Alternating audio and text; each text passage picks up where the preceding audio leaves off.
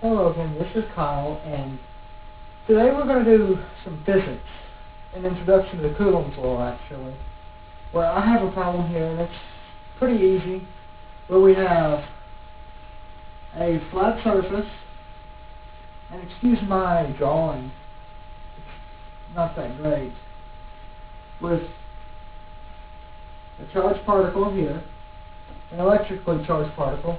Of course, Coulomb's law is an introduction to the electric force, and later on the electric field.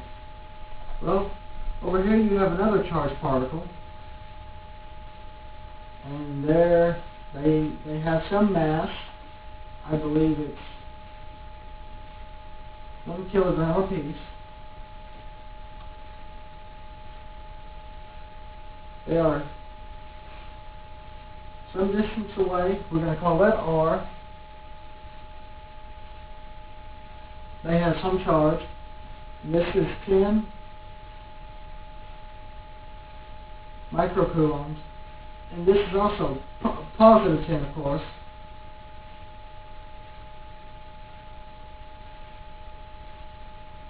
And we're asked in two parts. The first part, A, we're asked, well, what is the electric force exerted from these particles on each other, or, from 1 to 2 or 2 to 1, it doesn't matter. It's the exact same thing. So we think, well, what is force? And it's just Coulomb's law. And what is Coulomb's law? Is the force, the electric force, equals the charge on one times the charge on the second one over 4 pi epsilon naught times r, the radial distance between the 2 points, squared, which is a whole lot like your gravitational equations back when you learned it in University Physics 1 or mechanics or wherever you learned it. Well, what we can do here to simplify this, because we do not need 4 pi epsilon naught at this point, you will later on when you do some different things with the electric field. We can say this equals Q1 times Q2, the charge on one times the charge on other, times K over R squared. And that's just for arithmetic purposes. So we look, and at this point, all we can do is plug numbers in. I'll write K because we don't have that as a constant. It's 9 times 10 to the 9th Newton meter squared over Coulomb squared. So at this point, we're just going to plug numbers in.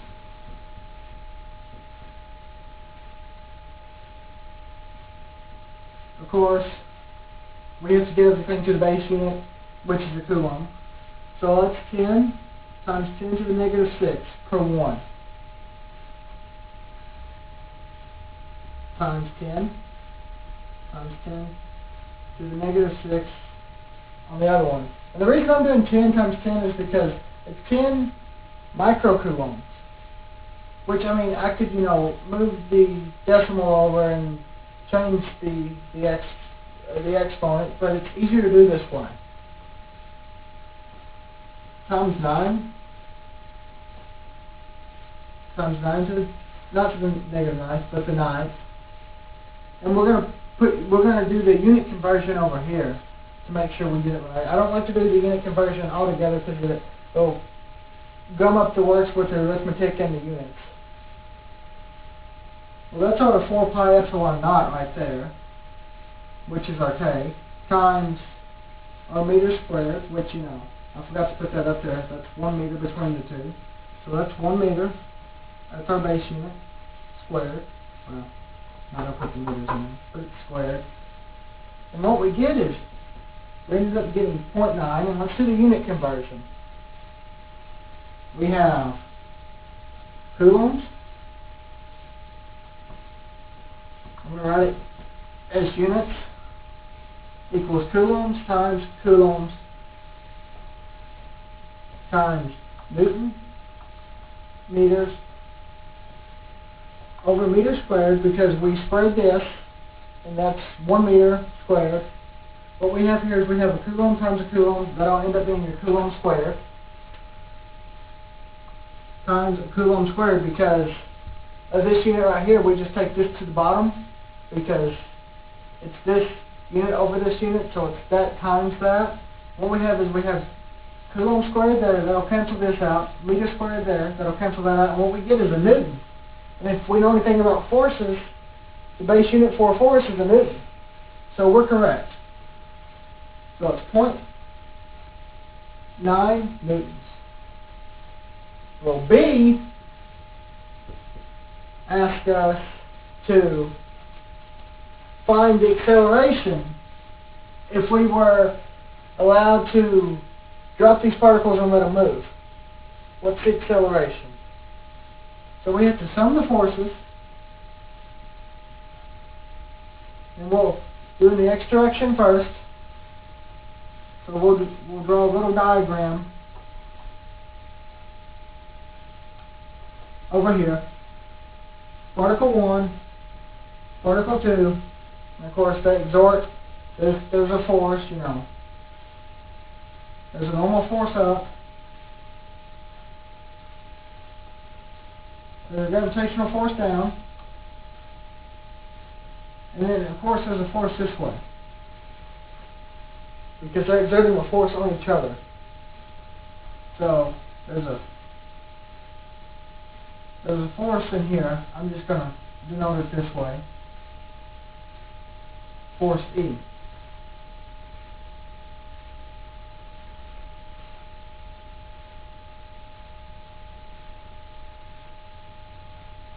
That equals mass times acceleration.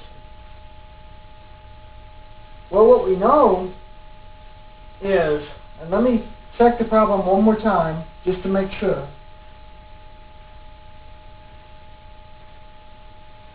What we know is it's on the table, so there's a normal force up and a gravitational force down. So we'll get to the y component in a minute, but we won't really have to worry about the y component.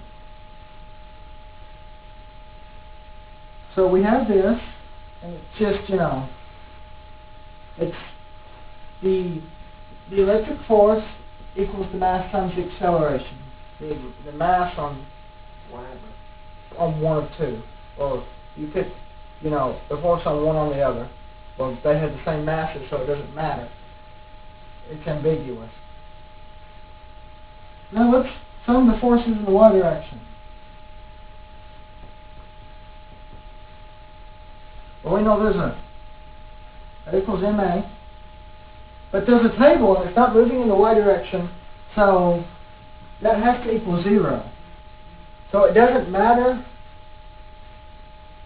what happens in the y direction. We know that Fg, you know,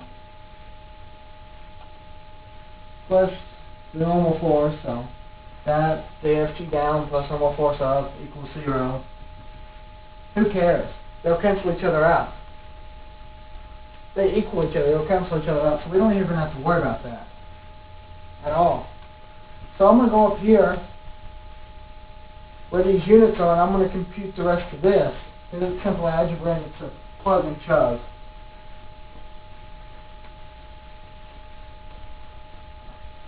So what we have is we have Fe over m, because we just, you know, divided that in on both sides, and, you know, we have that equals the acceleration. Now we just plug our number in. What do we get? We got 0.9 newtons over, and the mass is in kilograms, 1 kilogram, because it doesn't matter if you go 2 on 1 or 1 on 2, they're the same, equals 0.9 Newton kilograms, or it also equals 0.9 meters per second squared. And you should know that conversion from, you know, your introductory courses.